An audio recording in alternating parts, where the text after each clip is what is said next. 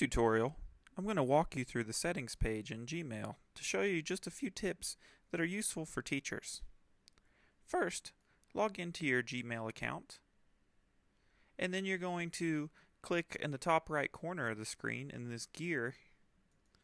Click that and go to Settings.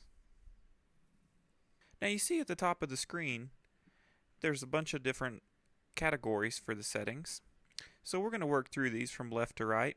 Now again, I just want to mention there's a bunch of different settings, and I encourage you to look through all of them and play around and test them out. I'm just going to do a brief overview of some things that I think will help teachers. So under the first general setting, you see here the languages setting. And this is helpful if you're in a school where you have English language learners. They might benefit from setting their language to their native language. You can switch easily back and forth through those. The next one on here that I think is important is the default text style. You can set this up, and this will automatically format any email you send into the text that you've chosen. So if you want to change the font to Tahoma and large, and you can even change the color if you'd like. I'm going to keep mine as black. The next setting that you'll see that is helpful for teachers is to create contacts for autocomplete. Now what this does, if you select it, anytime you send an email, it'll automatically save the contact to your other contacts section in the page, and then later on, if you'd like, you can go in and edit it, or if it's a contact that you don't want to save, you can delete it. This is helpful because you don't always have to remember the email address you're trying to find. You can just start typing in the first couple letters, and any email you've ever sent with those letters will pop up. Another thing down here is the signature. If you select to add signature, you can have at the bottom of every email, you can have a little message displayed. So for instance, if you wanted to have your contact information without typing it every single time, you can just have that in here. And I'll put, this is a fake phone number, 555-867-5309. And so now, every time I send an email, this will show up in the bottom. Finally, on the general settings, the vacation responder can be very useful if you're going to be out of town and you don't want to be responsible for logging in and checking your email, but you also don't want people to think that you might be ignoring them. You can just turn this on and select, the first day and the last day and have a reply message. Next, I want to show you the label settings. This allows you to set up which labels you want to show on the left column of your Gmail screen.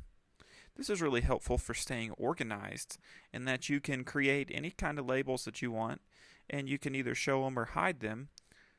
This is useful if you want to organize your emails.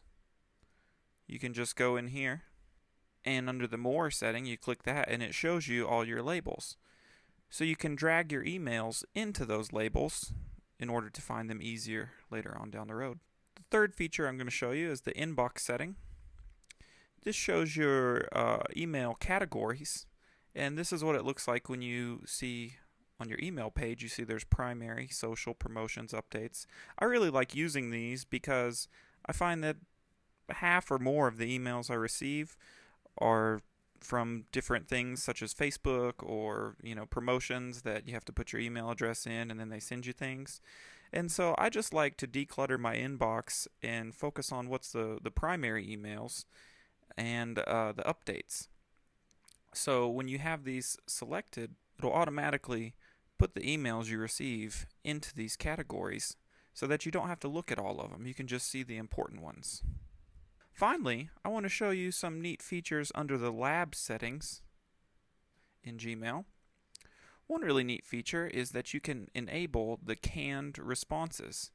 Now this is helpful if you have things that you don't want to type out all the time. If you have a set template for your email and you just want to have that and then maybe add something to it. So I'm going to go ahead and enable this and then make sure I save the changes. Now, to add a canned response, you'll just go to Compose. And down here, you'll see a little arrow with more options. So you'll select this, and it shows you canned responses. Now, I don't have any yet, so I'm going to go ahead and type in a canned response. So I have a little message in here, and I'm going to click More Options, Canned Responses, and I'm going to add New Canned Response. So this will ask me to name it, so I'll say Volunteer Thank You, and select OK. Now you'll see every time we click this, we can quickly get this canned response in here, the volunteer thank you. So if you want to insert it, you just click insert. And it's kind of like a copy and paste function for your email settings. The last Labs feature I want to show you that could be helpful for teachers is down towards the bottom, and it's called the Undo Send feature. So I'm going to go ahead and enable this, and again click Save Changes. And what the Undo Send feature allows you to do is, say for instance you send an email, and in the email you accidentally forgot to add the attachment, or maybe you forgot to type something and you accidentally click send too early. For instance, we'll type a little message in here. So I have a message here, hello, here are the pictures from yesterday, and I go ahead and send it. But whoops, I forgot to attach the pictures. You'll see in here in this yellow box, there's an option to undo. So you can just click undo, and it unsends the message. So then you could go in and add the attachments and then resend it. So these are just a few of the settings within Gmail that I think will benefit teachers. If you think of any more and you'd like me to make a further tutorial or have any questions or comments, please leave them in the comments section and I'll do my best to get back to them. Thanks and have a good day.